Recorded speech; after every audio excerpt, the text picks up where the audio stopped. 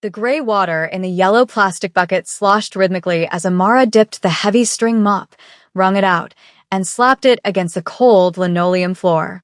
It was 11:42 p.m., and the international terminal was caught in that strange, ghostly hour between the frenzied energy of the evening flights and the hollow silence of the graveyard shift. Amara paused for a moment, wiping a bead of sweat from her forehead with the back of her wrist, careful not to touch her face with her rubber gloves.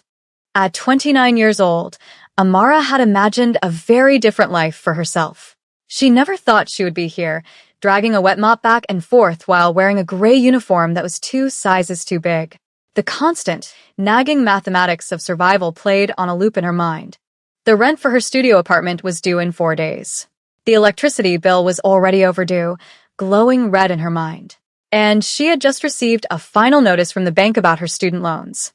She pushed the mop forward again, trying to lose herself in the repetitive motion of the soapy water sudsing on the white tiles. It was always easier to focus on the grime on the floor than the loneliness that had defined her life for the last few years. Suddenly, the automated doors at the far end of the arrivals hall slid open with a sharp mechanical hiss. A gust of cold night air cut through the stale, recycled atmosphere of the airport. Usually, at this late hour, the only people coming through those doors were weary travelers dragging heavy suitcases, their eyes glazed over with jet lag. But the sudden shift in the room's energy made Amara look up from her work, clutching the mop handle for support. The air in the terminal seemed to tighten, as if all the oxygen had been sucked out. A group of men in sharp, tailored suits moved in a strict V formation, cutting through the sparse crowd with the precision of a pack of wolves. They weren't ordinary airport security. They moved with a synchronized, silent lethality that made regular people instinctively step back and lower their eyes. In the center of this formation walked a man who seemed to command the very light around him. He wore a perfectly fitted black Mafia suit and a crisp white collared shirt that looked like it cost more than Amara would earn in 10 years. His posture was rigid, his gaze fixed on something in the distance that no one else could see. Amara's breath hitched in her throat, a sharp pain striking her chest. She knew that walk. She knew the way his jaw set when he was deep in thought, the slight, arrogant tilt of his head. It had been 10 years, but her heart recognized him long before her brain could process the absolute impossibility of him being here. Mignon. The name brought a taste of ash and honey to her mouth. He looked different now, harder, colder, like a statue carved from something unyielding and expensive. But it was him, the sweet, quiet exchange student who had read poetry to her under the campus oak trees was gone. In his place was a man who commanded the space around him with terrifying authority. This was not a student. This was clearly a powerful Korean mafia boss. Panic seized Amara. She couldn't let him see her like this, smelling of industrial bleach, her hair tucked under a fraying cap, her life reduced to cleaning up the debris of other people's journeys. She tried to turn the heavy mop bucket, to angle herself toward the service corridor and disappear into the shadows. But in her haste, the wheels of the bucket caught on the wet floor. The mop handle slipped from her sweaty grip and clattered loudly against the metal rim of the wringer before striking the floor. The noise was a sharp, echoing clang that sounded like a gunshot in the quiet hall. The V formation of men stopped instantly. Their hands twitched toward the inside of their jackets. Amara froze, her heart hammering against her ribs like a trapped bird.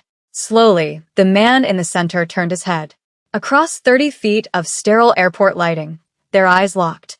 The world seemed to tilt on its axis, the background noise fading into a dull roar as the past collided violently with the present. The silence that stretched between them felt heavy enough to crush bone. For a fleeting moment, Amara hoped he might not recognize her. She prayed for it. She was older now, worn down by grief and the relentless grind of poverty. But Minjun's eyes, dark and unreadable, widened by a fraction of a millimeter.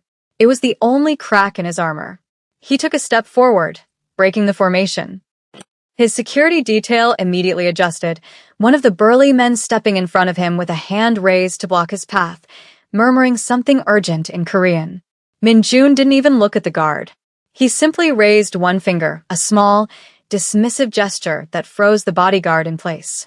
He continued walking toward her, his polished shoes clicking rhythmically on the floor she had just cleaned. Amara picked up the mop, her grip on the handle so tight her knuckles turned the color of old parchment.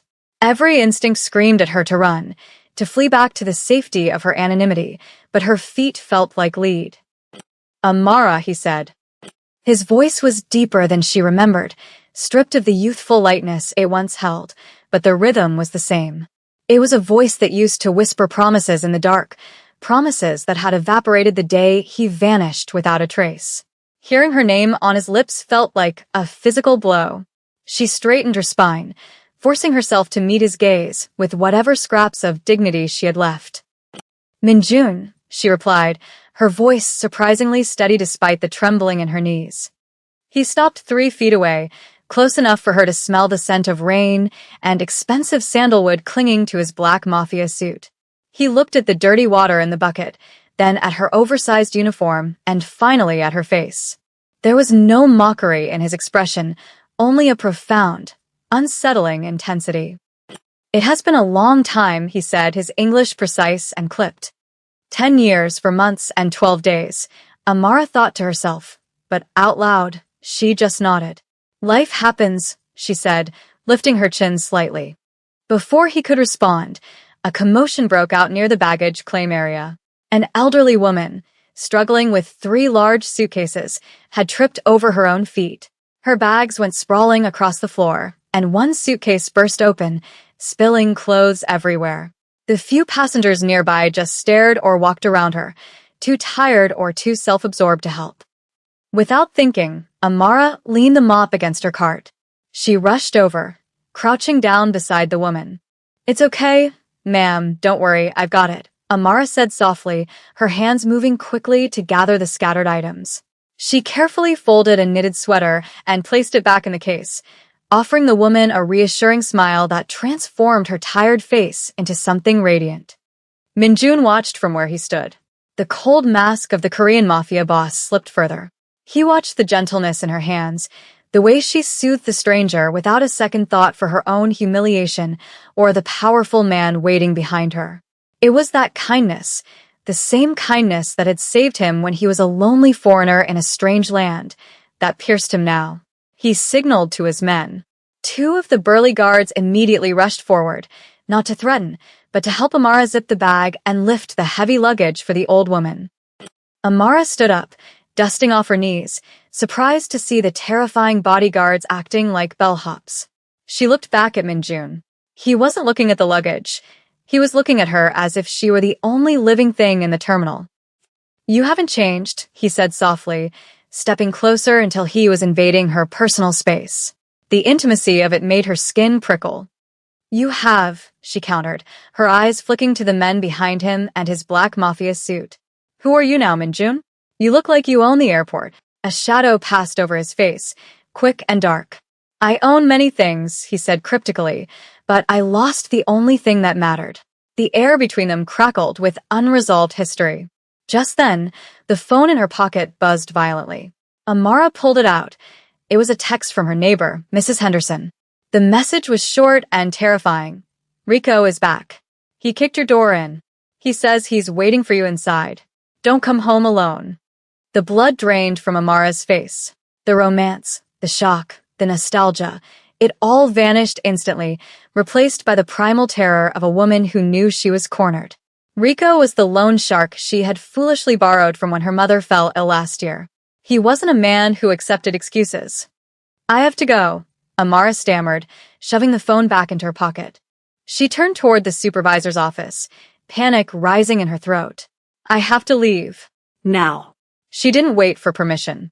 She grabbed her bag from the cart and started walking fast toward the exit, her heart pounding a frantic rhythm against her ribs.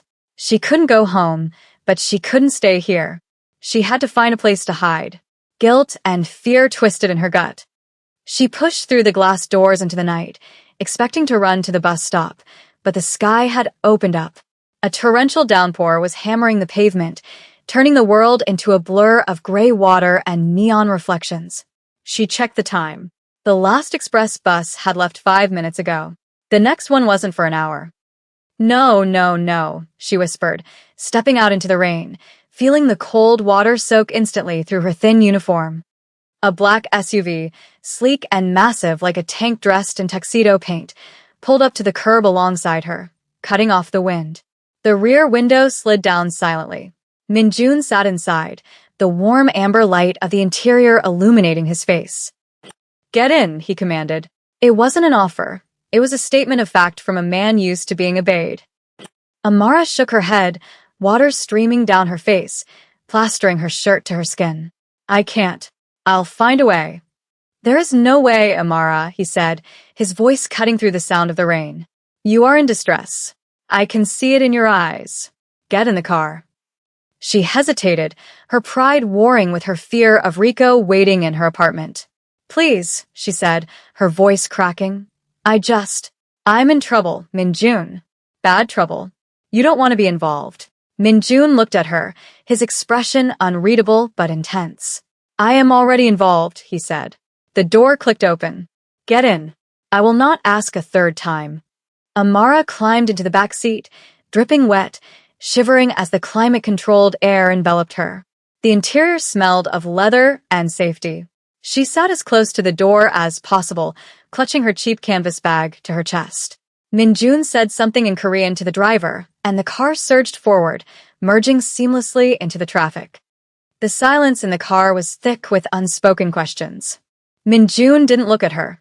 He stared straight ahead, his jaw clenched tight. Amara stole a glance at him. He was terrifyingly beautiful, but there was a dangerous edge to him now, a sharpness that warned against touching. Where do you live? Minjun asked. I can't go home, Amara whispered, staring at her hands. There are men there. Men who want money I don't have. Minjun turned his head slowly to look at her. The air in the car seemed to drop 10 degrees. Men, he repeated. What kind of men? Loan sharks, she admitted, shame burning her cheeks. I needed money for my mother's surgery last year.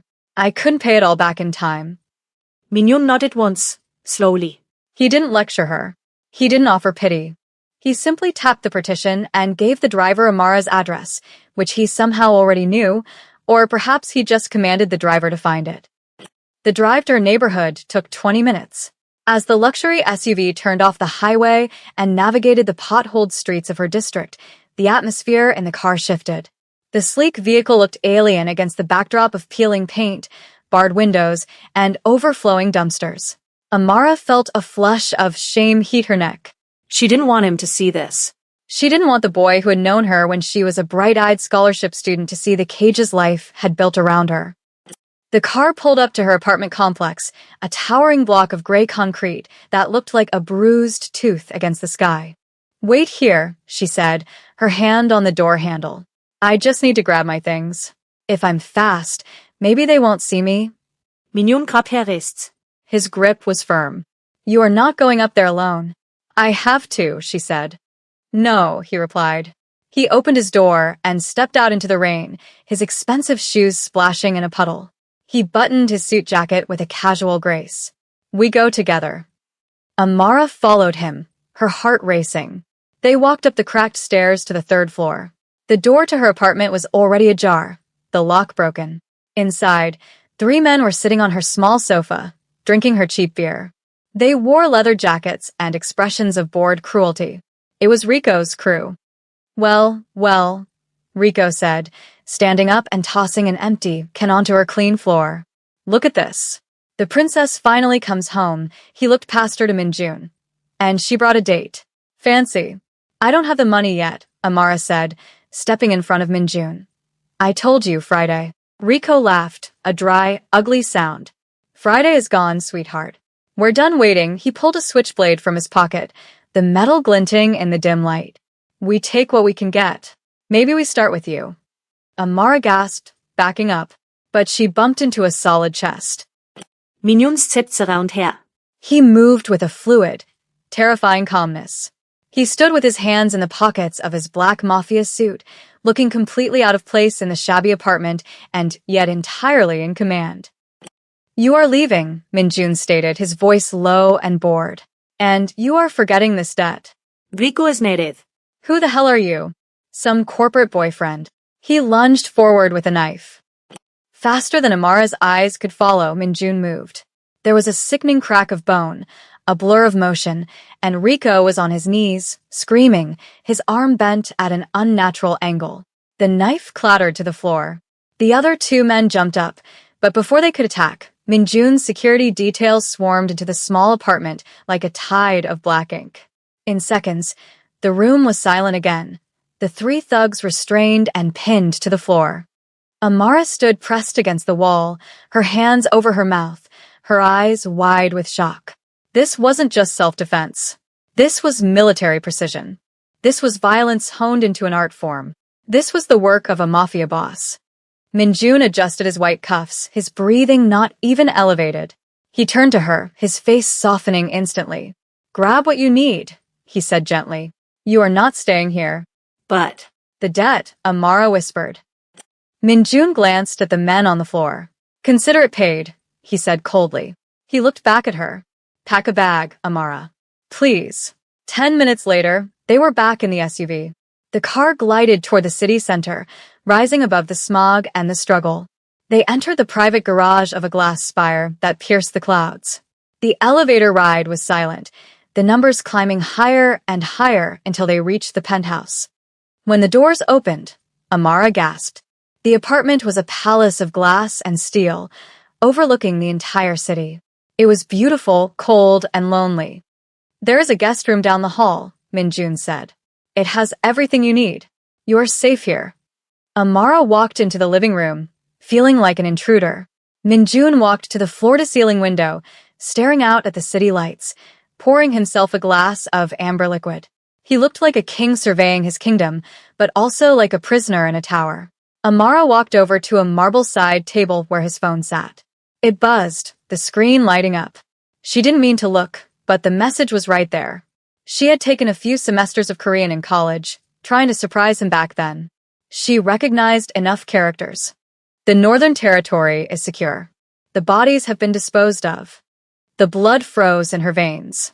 She looked at the man standing by the window. The expensive black mafia suit, the disciplined violence in the apartment, the army of guards. It wasn't just business. It wasn't just wealth. He was a monster. A beautiful, protective monster. She backed away slowly, her heart hammering against her ribs.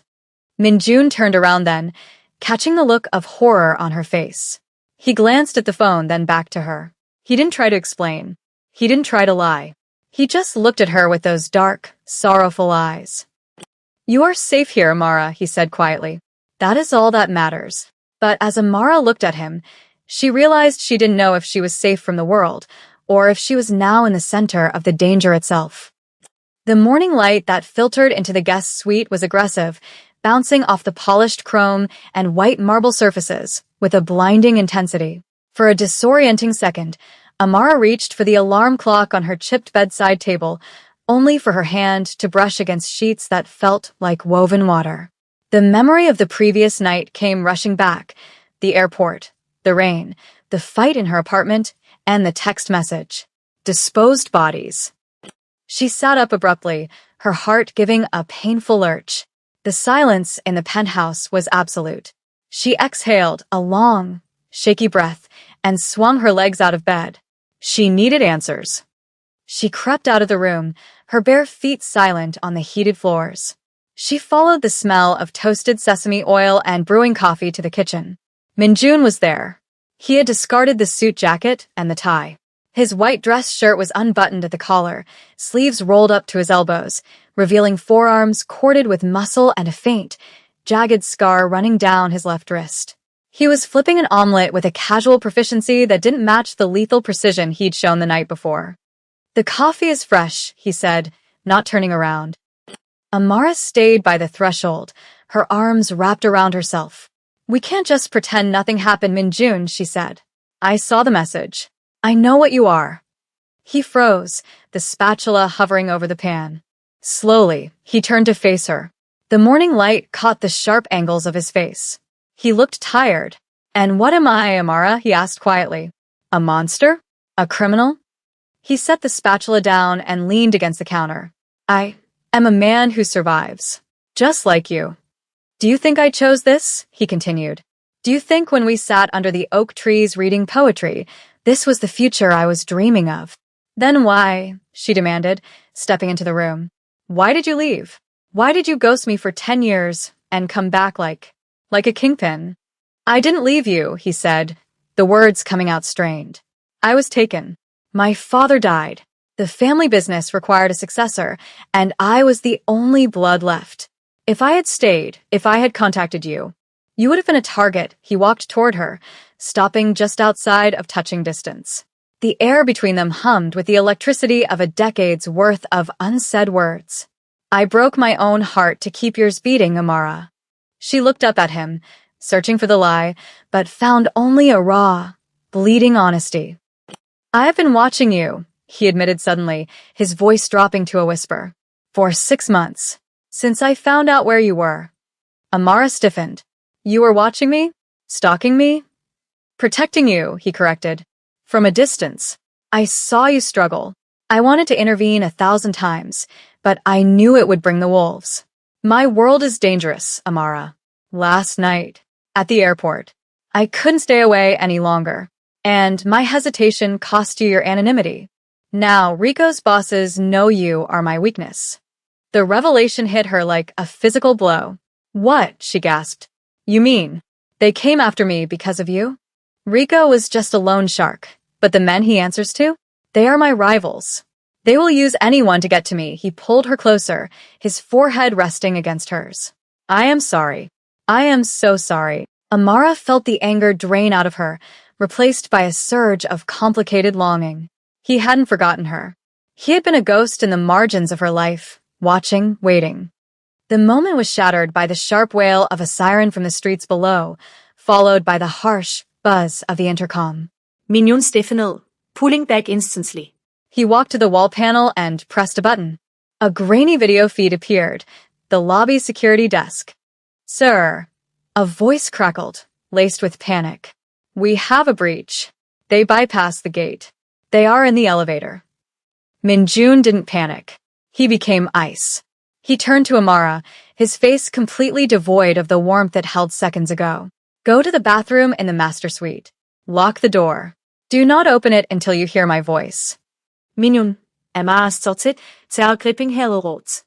Do exactly as I say, he roared, the command echoing off the glass walls. It was the Mafia boss speaking now. He reached into a drawer and pulled out a sleek, black handgun, checking the magazine with a terrifying familiarity. Go! He didn't look back at her as he moved toward the elevator banks. Amara didn't argue. She ran for the bedroom. She locked the heavy mahogany door, then the bathroom door, huddling in the oversized marble tub. She covered her ears, whispering a stream of nonsensical prayers as the muffled sounds of chaos began to drift through the heavy soundproofing. Dull thuds, the shattering of glass, a rhythmic popping sound that she knew from movies was gunfire. Amara squeezed her eyes shut. She wasn't praying for herself. She was praying for the man in the white shirt who was standing between her and the abyss. The silence that followed was worse than the noise. It stretched for minutes, then an hour. Finally, there was a knock on the bedroom door. A specific rhythm. Top, top, top. Amara. Minjun's voice came through, strained and hoarse. It is over. She unlocked the doors with trembling hands. Minjun was standing in the middle of the bedroom. He had shed his jacket.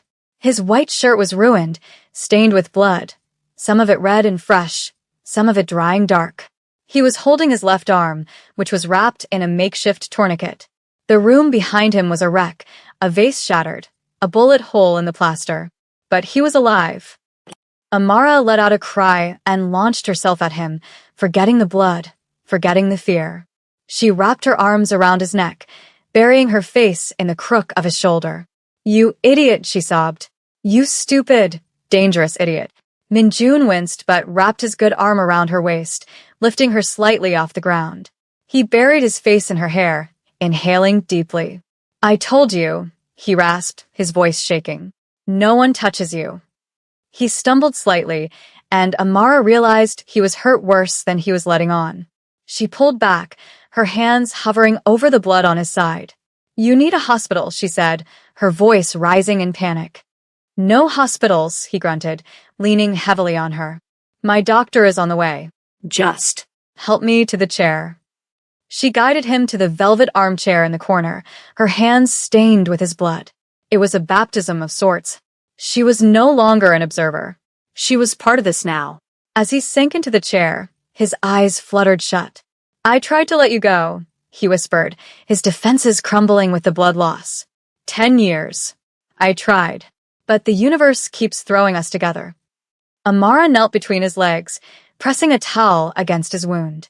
She looked up at him, seeing the boy she loved and the man she feared, and realizing they were inextricable. Then stop fighting the universe, she said fiercely. You want to protect me? Then you don't get to do it from the shadows anymore. You don't get to watch from a distance. She pressed harder on the wound, making him hiss in pain. If we are in this, Minjun, we are in this together. No more secrets. No more hiding. He opened his eyes, dark and glassy with pain, and looked at her with a reverence that took her breath away. It will be dangerous, he warned. I don't care, she lied, though the truth was close enough. I've been scared of poverty, of hunger, of failure for 10 years. I'm done being scared. I'm terrified of losing you again. That's the only fear I have left. The doctor arrived, a discreet, elderly woman who treated the gunshot wound with the casual efficiency of someone who did this often. That night, the dynamic in the penthouse shifted permanently. Minjun was confined to the bed, feverish and weak. Amara took charge. She ordered the guards to secure the perimeter. She managed the meals. She sat by his bedside, wiping sweat from his brow.